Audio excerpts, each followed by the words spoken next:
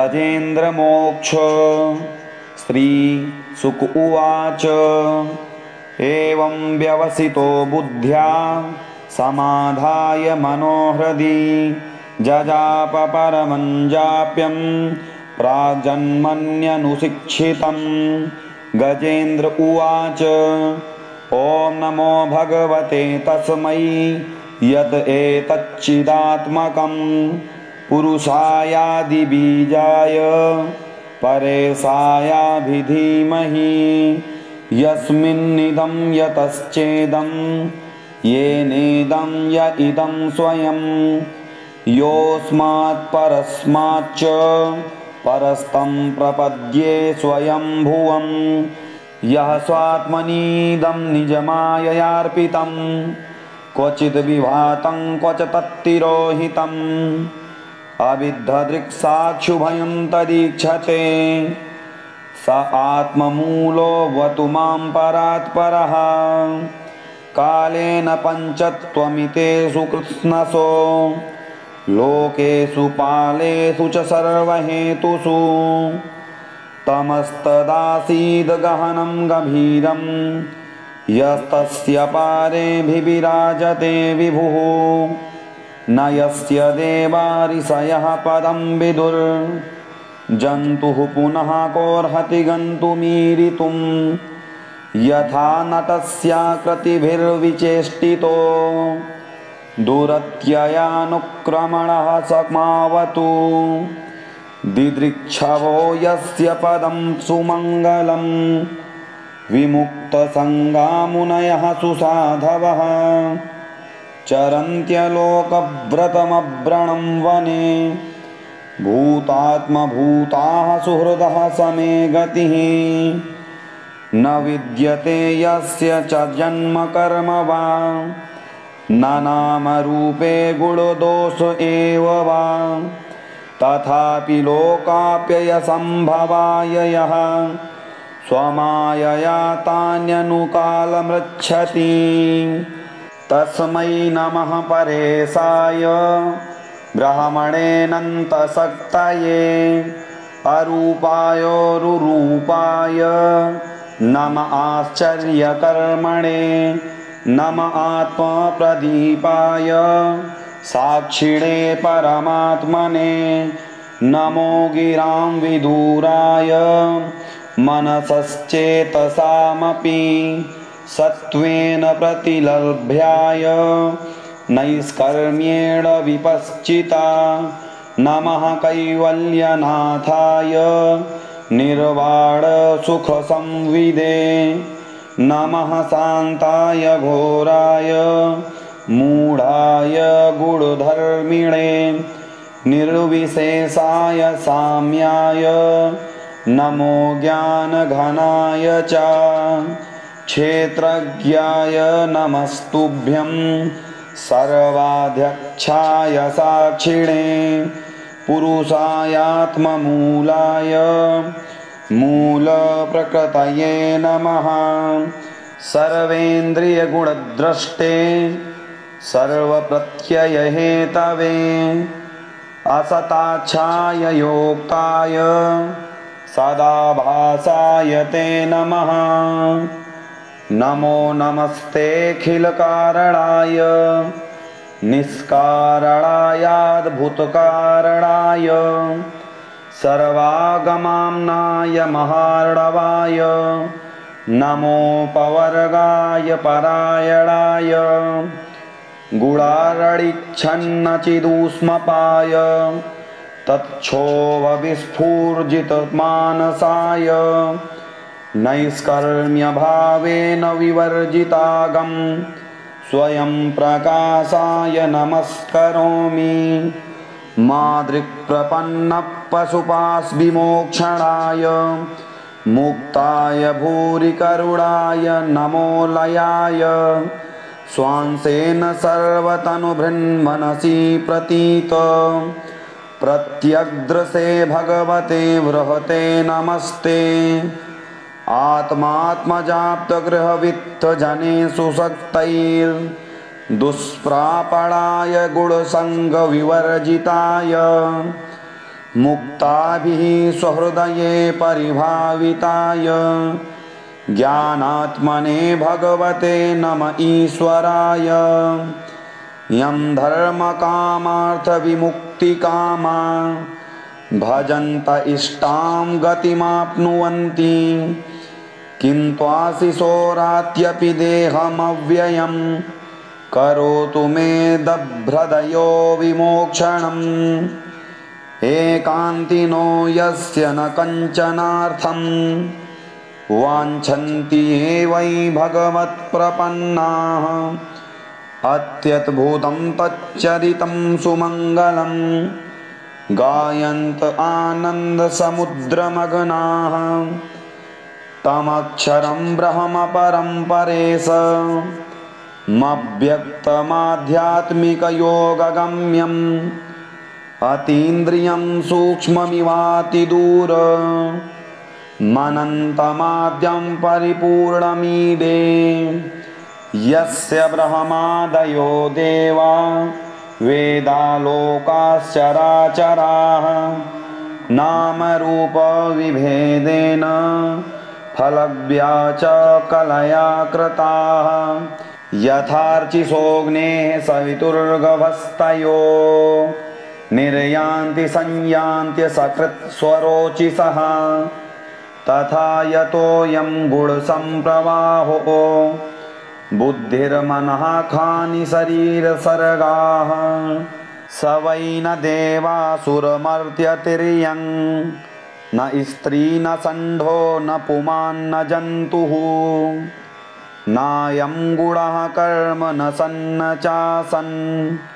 निषेधशेषो जयतादशेषः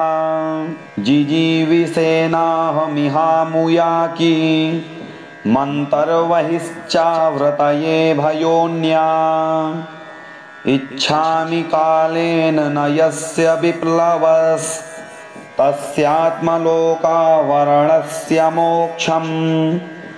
सोऽहं विश्वसृजं विश्वं विश्ववेदसं विश्वात्मानमजं ब्रह्म प्रणतोऽस्मि परं पदं योगरन्धितकर्माणो हृदि योगो विभाविते योगिनोऽयं प्रपश्यन्ति योगेशं तं नतोऽस्म्यहं नमो नमस्तुभ्यमसह्यवेग शक्तित्रयायाखिलधिगुणाय प्रपन्नपालाय दुरन्तशक्तये कदिन्द्रियाणामनवाप्यवर्त्मने नायं वेद स्वमात्मानं यच्छत्याहं धिया हतं तं दुरत्ययमाहात्म्यं भगवन्तमितोऽस्म्यहं।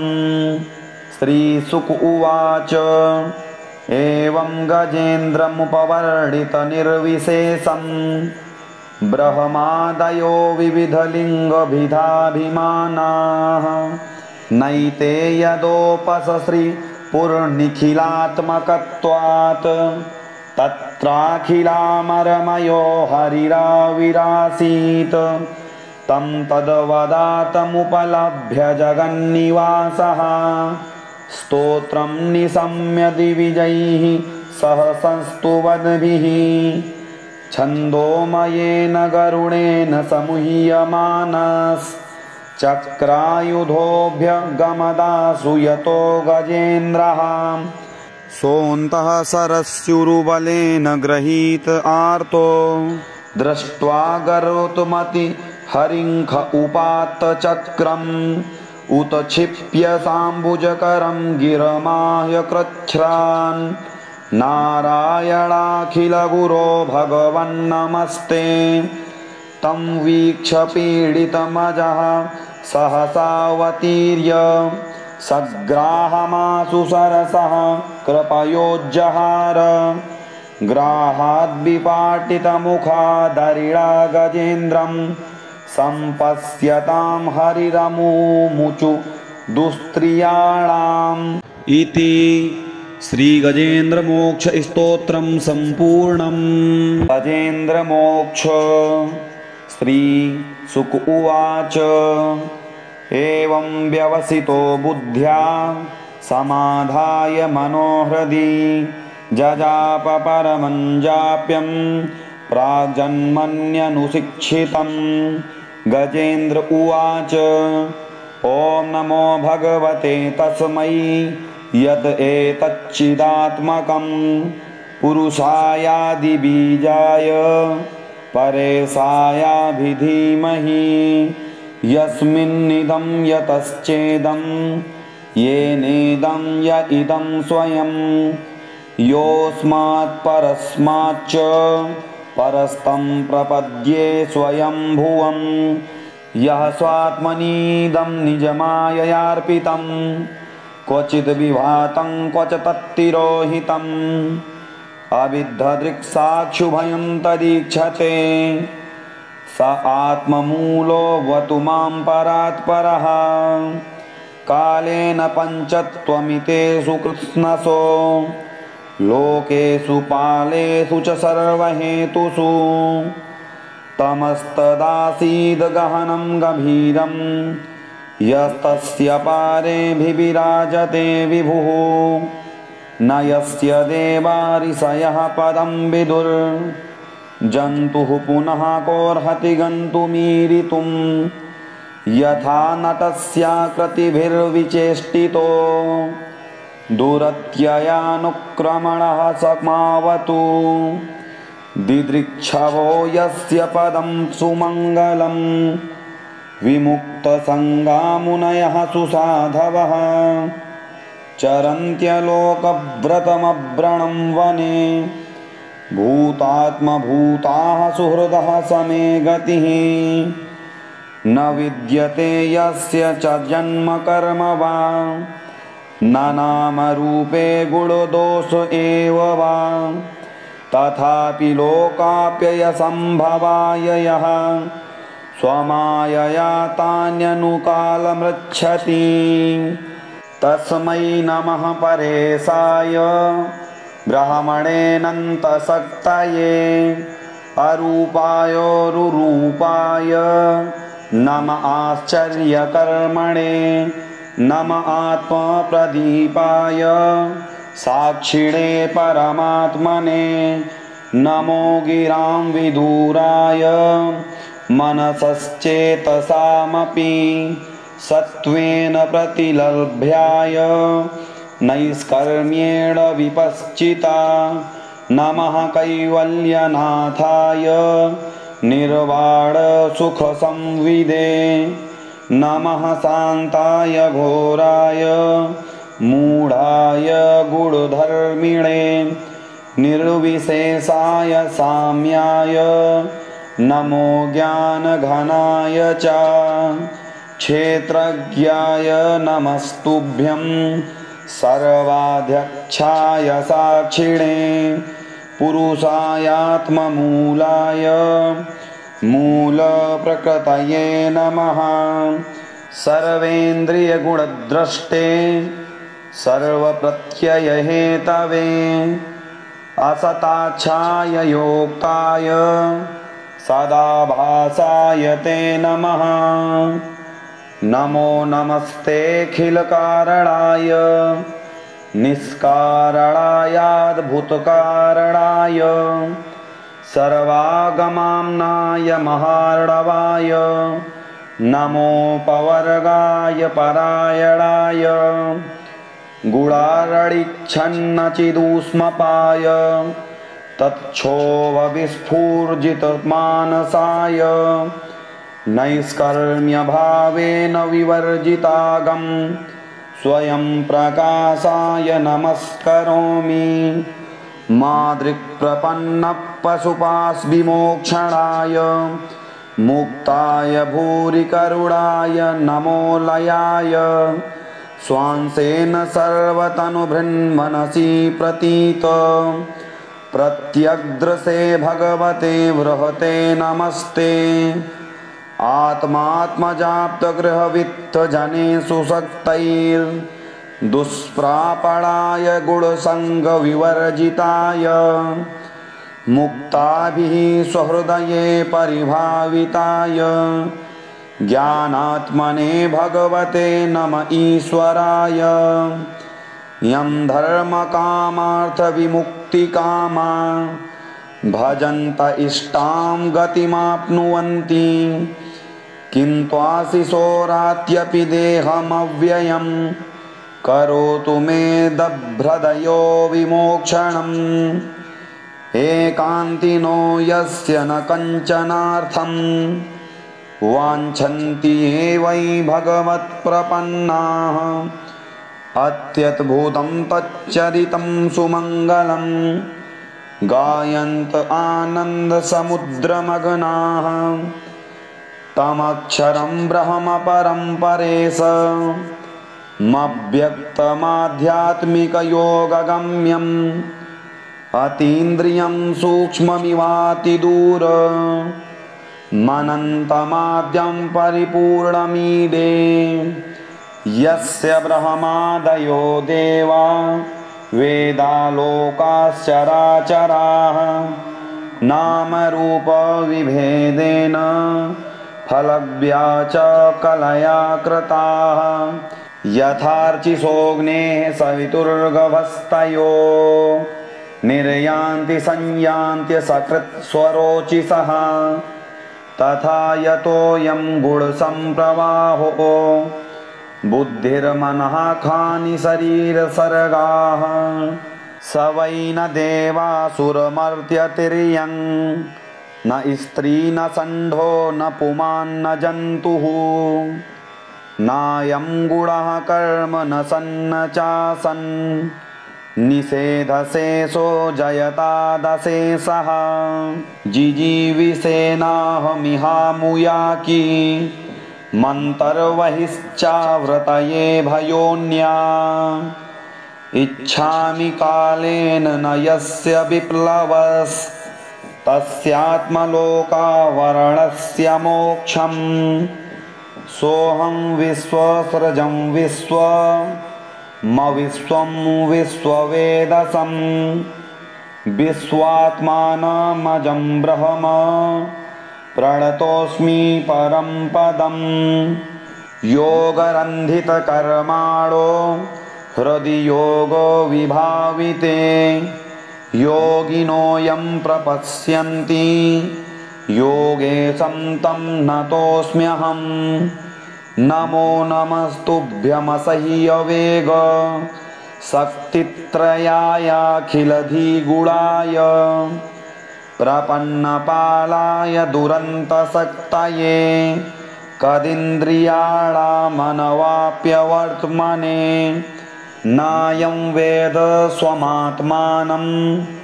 यच्छक्त्याहं धिया हतं तं दुरत्ययमाहात्म्यं भगवन्तमितोऽस्म्यहं। श्रीशुक उवाच एवं गजेन्द्रमुपवर्णितनिर्विशेषं ब्रह्मादयो विविधलिङ्गभिधाभिमानाः नैते यदोपसश्रीपुरनिखिलात्मकत्वात् तत्राखिलामरमयो हरिराविरासीत् तं तद्वदातमुपलभ्य जगन्निवासः स्तोत्रं निशम्य दिविजैः सह संस्तुवद्भिः छन्दोमयेन गरुडेन समूह्यमानश्चक्रायुधोऽभ्यगमदासु यतो गजेन्द्रः सोऽन्तः सरस्युरुबलेन गृहीत आर्तो दृष्ट्वा गरोतुमति हरिङ्ख उपात्त चक्रम् उत क्षिप्य साम्बुजकरं गिरमाह्य कृच्छ्रान् नारायणाखिलगुरो भगवन्नमस्ते तं वीक्ष्य पीडितमजः सहसावतीर्य सग्राहमासु सरसः कृपयोज्जहार ग्राहाद्विपाटितमुखादरिणा गजेन्द्रं सम्पश्यतां हरिरमुमुचु दुस्त्रियाणाम् इति श्रीगजेन्द्रमोक्षस्तोत्रं सम्पूर्णम्। गजेन्द्रमोक्ष श्रीशुक उवाच एवं व्यवसितो बुद्ध्या समाधाय मनोहृदि जजाप परमं जाप्यं प्राग्जन्मन्यनुशिक्षितं। गजेन्द्र उवाच ॐ नमो भगवते तस्मै यत् एतच्चिदात्मकं पुरुषायादिबीजाय परेशायाभिधीमहि यस्मिन्निदं यतश्चेदं येनेदं य इदं स्वयं योऽस्मात् परस्माच्च परस्तं प्रपद्ये स्वयंभुवं यः स्वात्मनीदं निजमाययार्पितं क्वचिद् विभातं क्वच तत्तिरोहितम् अविद्धदृक्साक्षुभयं तदीक्षते स आत्ममूलो वतु मां परात्परः कालेन पञ्चत्वमितेषु कृत्स्नसो लोकेषु पालेषु च सर्वहेतुषु तमस्तदासीद् गहनं गभीरं यस्तस्य पारेऽभिविराजते विभुः न यस्य देवा ऋषयः पदं विदुर् जन्तुः पुनः कोऽर्हति गन्तुमीरितुं यथा नटस्याकृतिभिर्विचेष्टितो दुरत्ययानुक्रमणः समावतु दिदृक्षवो यस्य पदं सुमङ्गलं विमुक्तसङ्गामुनयः सुसाधवः चरन्त्यलोकव्रतमव्रणं वने भूतात्मभूताः सुहृदः समे गतिः न विद्यते यस्य च जन्म कर्म वा न नामरूपे गुणदोष एव वा तथापि लोकाप्ययसम्भवाय यः स्वमायया तान्यनुकालमृच्छति तस्मै नमः परेशाय ब्रह्मणेऽनन्तशक्तये अरूपायोरुरूपाय नम आश्चर्यकर्मणे नम आत्मप्रदीपाय साक्षिणे परमात्मने नमो गिरां विदूराय मनसश्चेतसामपि सत्त्वेन प्रतिलभ्याय नैष्कर्म्येण विपश्चिता नमः कैवल्यनाथाय निर्वाणसुखसंविदे नमः शान्ताय घोराय मूढाय गूढधर्मिणे निर्विशेषाय साम्याय नमो ज्ञानघनाय च क्षेत्रज्ञाय नमस्तुभ्यं सर्वाध्यक्षाय साक्षिणे पुरुषायात्ममूलाय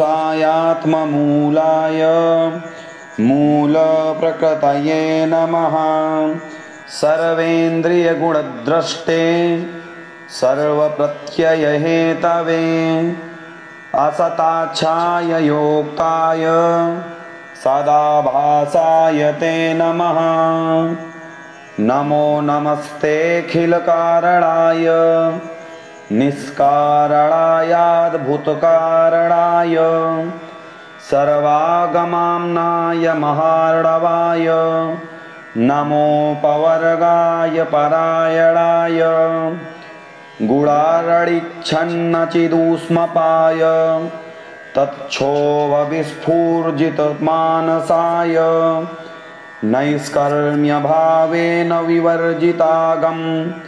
स्वयं प्रकाशाय नमस्करोमि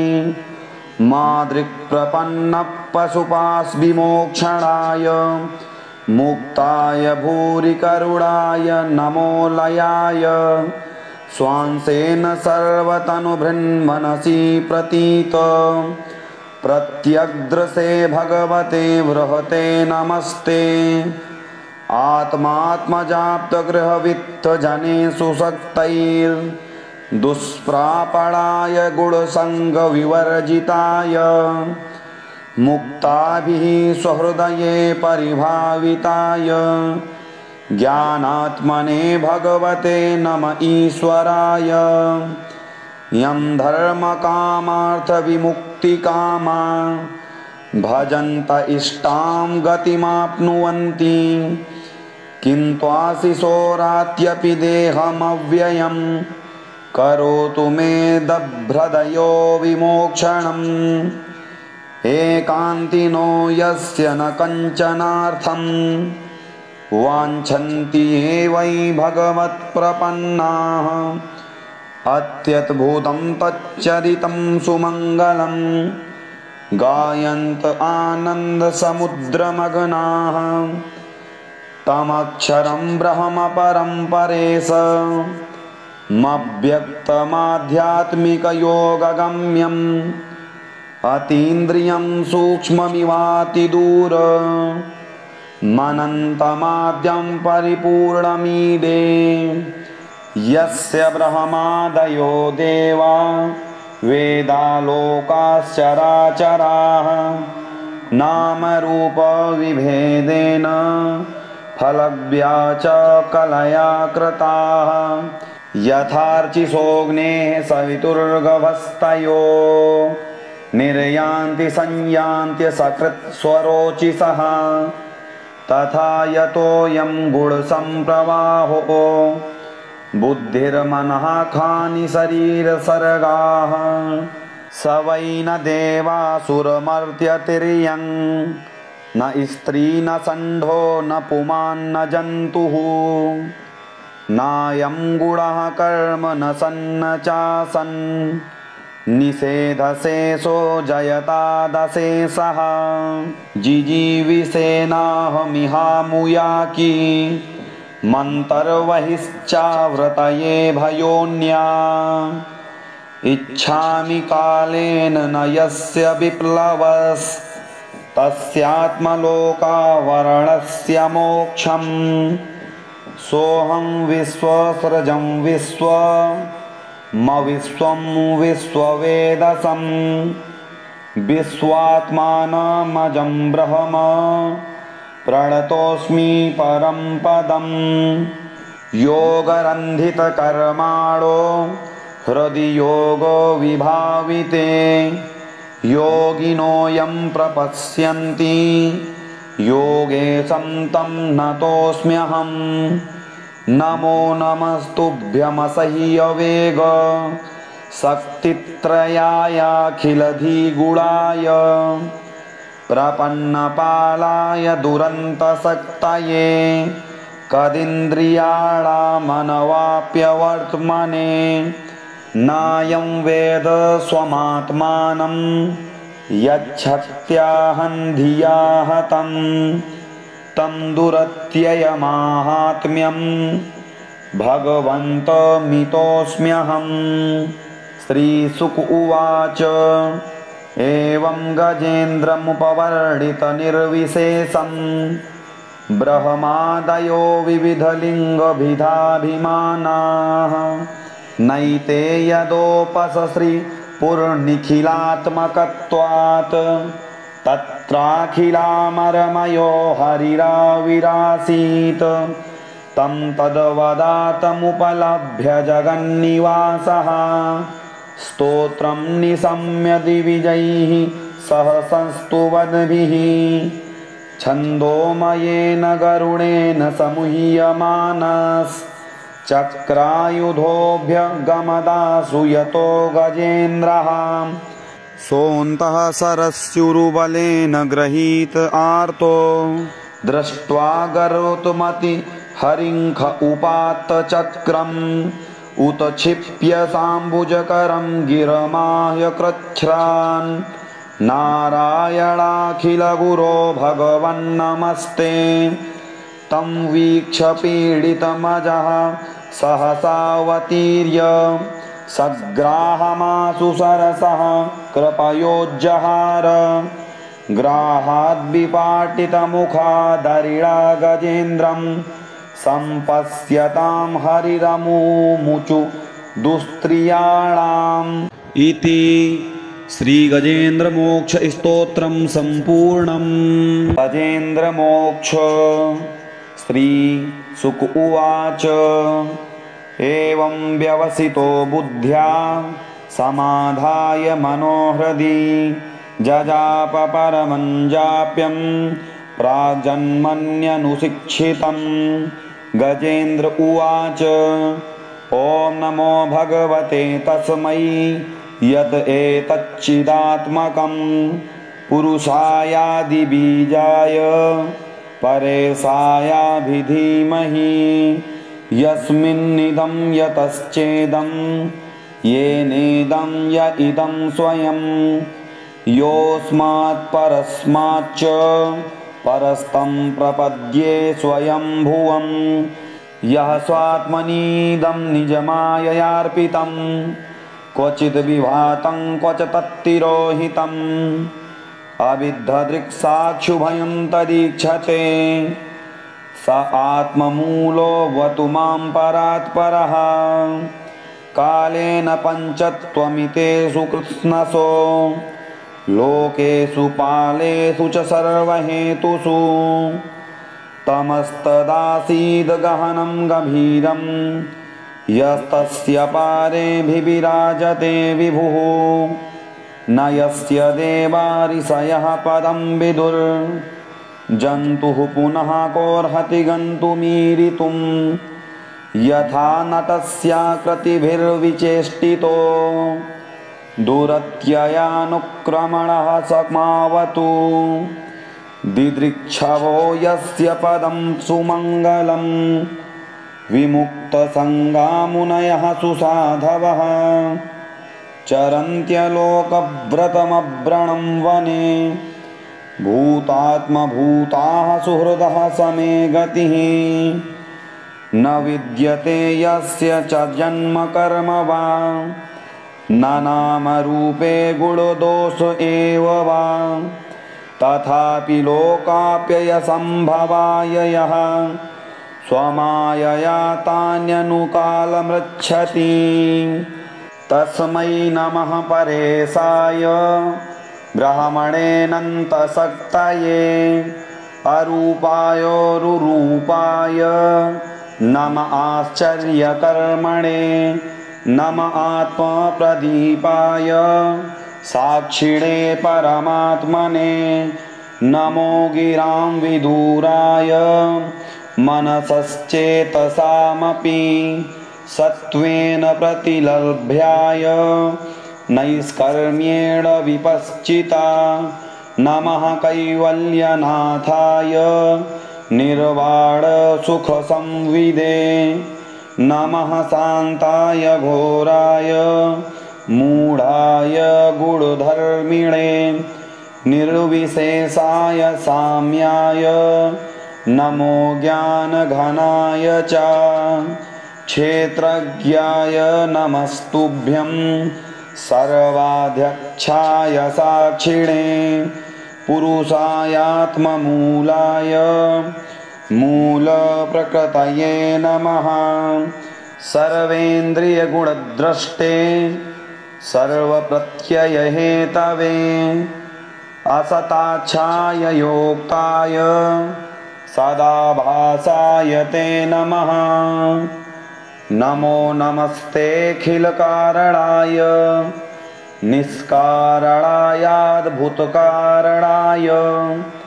सर्वागमाम्नाय महार्णवाय नमोपवर्गाय परायणाय गुणारडिच्छन्नचिदूष्मपाय तच्छोभविस्फूर्जितमानसाय नैष्कर्म्यभावेन विवर्जितागं स्वयं प्रकाशाय नमस्करोमि मादृक्प्रपन्नः पशुपाशविमोक्षणाय मुक्ताय भूरिकरुणाय नमो लयाय स्वांसेन सर्वतनुभृन्मनसि प्रतीत प्रत्यग्द्रसे भगवते बृहते नमस्ते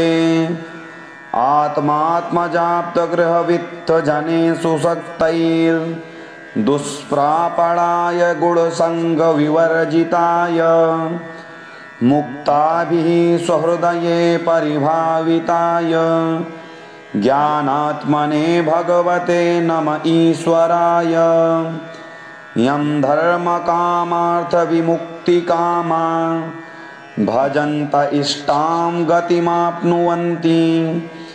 किन्त्वाशिशोरात्यपि देहमव्ययं करोतु मे दभ्रदयो विमोक्षणम् एकान्तिनो यस्य न कञ्चनार्थं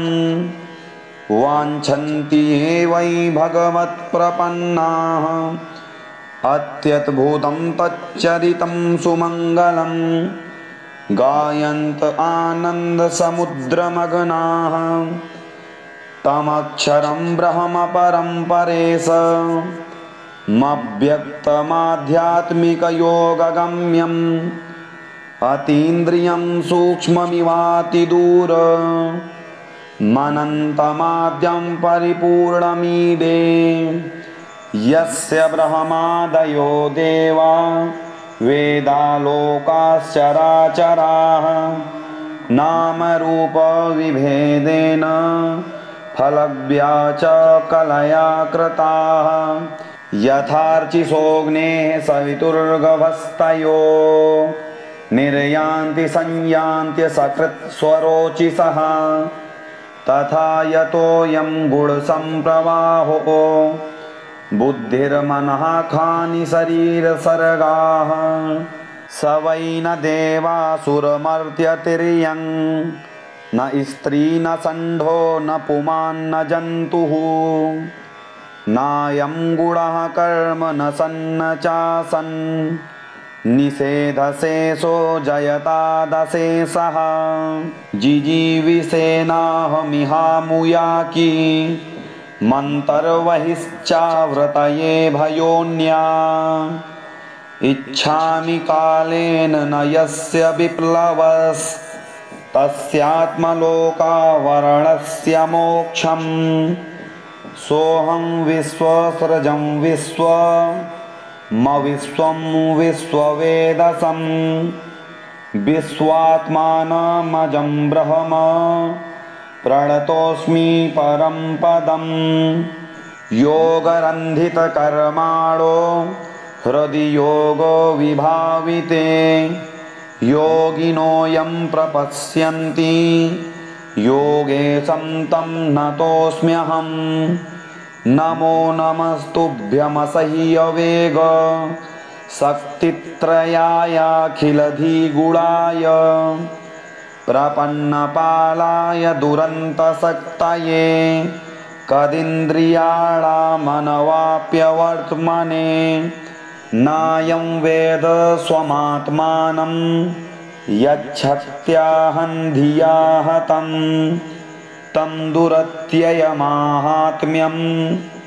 भगवन्तमितोऽस्म्यहम् श्रीशुक उवाच एवं गजेन्द्रमुपवर्णितनिर्विशेषं ब्रह्मादयो विविधलिङ्गभिधाभिमानाः नैते यदोपसश्रीपुरनिखिलात्मकत्वात् तत्राखिलामरमयो हरिराविरासीत् तं तद्वदातमुपलभ्य जगन्निवासः स्तोत्रं निशम्य दिविजैः सह संस्तुवद्भिः छन्दोमयेन गरुडेन समूह्यमानश्चक्रायुधोऽभ्यगमदासु यतो गजेन्द्रः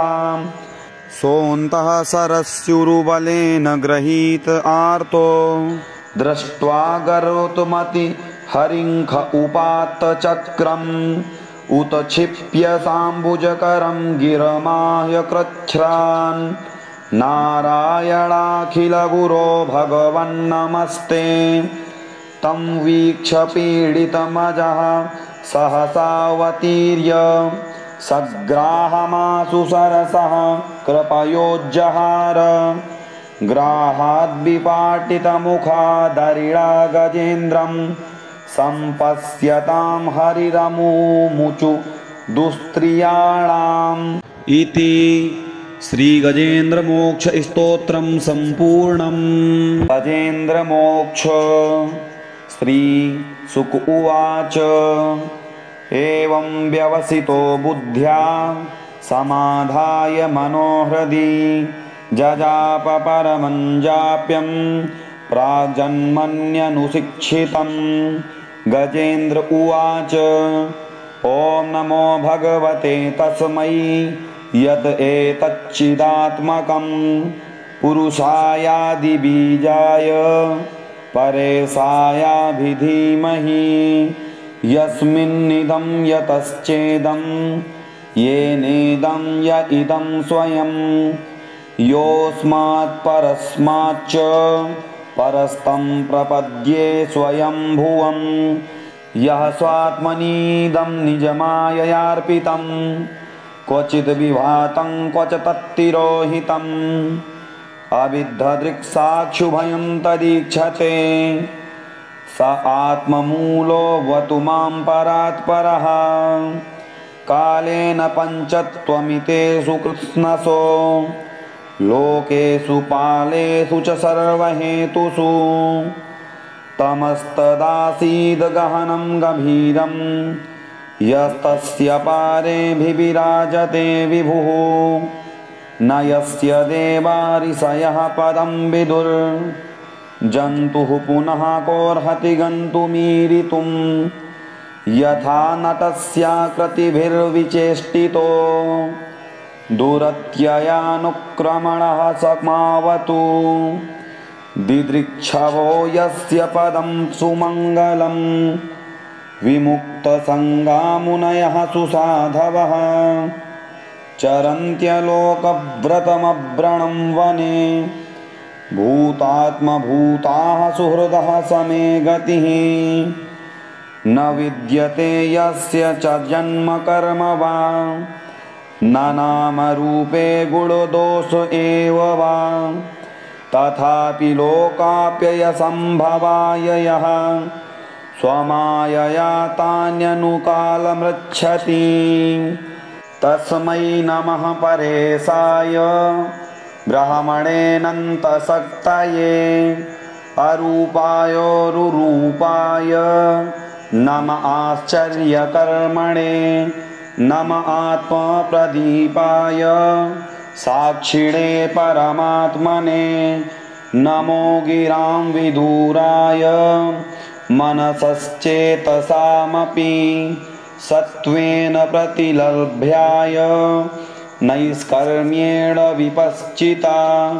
नमः कैवल्यनाथाय निर्वाणसुखसंविदे नमः शान्ताय घोराय मूढाय गुणधर्मिणे निर्विशेषाय साम्याय नमो ज्ञानघनाय च क्षेत्रज्ञाय नमस्तुभ्यं सर्वाध्यक्षाय साक्षिणे पुरुषायात्ममूलाय मूलप्रकृतये नमः सर्वेन्द्रियगुणद्रष्टे सर्वप्रत्ययहेतवे असताच्छाय योक्ताय सदाभासाय ते नमः नमो नमस्तेऽखिलकारणाय निष्कारणायाद्भुतकारणाय सर्वागमाम्नाय महार्णवाय नमोपवर्गाय परायणाय गुणारडिच्छन्नचिदूष्मपाय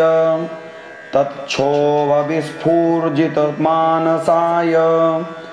नैष्कर्म्यभावेन विवर्जितागं स्वयं प्रकाशाय नमस्करोमि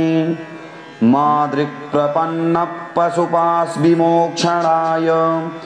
मुक्ताय भूरिकरुणाय नमो लयाय स्वांसेन सर्वतनुभृन्मनसि प्रतीत प्रत्यग्द्रसे भगवते बृहते नमस्ते आत्मात्मजाप्तगृहवित्तजनेषु शक्तैर्दुष्प्रापणाय गुणसङ्गविवर्जिताय मुक्ताभिः स्वहृदये परिभाविताय ज्ञानात्मने भगवते नम ईश्वराय यं धर्मकामार्थविमुक्तिकामा भजन्त इष्टां गतिमाप्नुवन्ति किन्त्वाशिशोरात्यपि देहमव्ययं करोतु मे दभ्रदयो विमोक्षणम् एकान्तिनो यस्य न कञ्चनार्थं वाञ्छन्ति ये वै भगवत्प्रपन्नाः अत्यद्भुतं तच्चरितं सुमङ्गलं गायन्त आनन्दसमुद्रमग्नाः तमक्षरं ब्रह्म परं परेशमव्यक्तमाध्यात्मिकयोगगम्यम् अतीन्द्रियं सूक्ष्ममिवातिदूर मनन्तमाद्यं परिपूर्णमीडे यस्य ब्रह्मादयो देवा वेदालोकाश्चराचराः नामरूपविभेदेन फलव्या च कलया कृताः यथार्चिसोऽग्नेः सवितुर्गभस्तयो निर्यान्ति संयान्त्य सकृत्स्वरोचिषः तथा यतोऽयं गुणसम्प्रवाहो बुद्धिर्मनः खानि शरीरसर्गाः स वै न देवासुरमर्त्यतिर्यं न स्त्री न षण्ढो न पुमान् न जन्तुः नायं गुणः कर्म न सन्न चासन् निषेधशेषो जयतादशेषः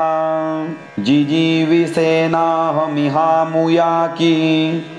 मन्तर्वहिश्चाव्रतये भयोन्या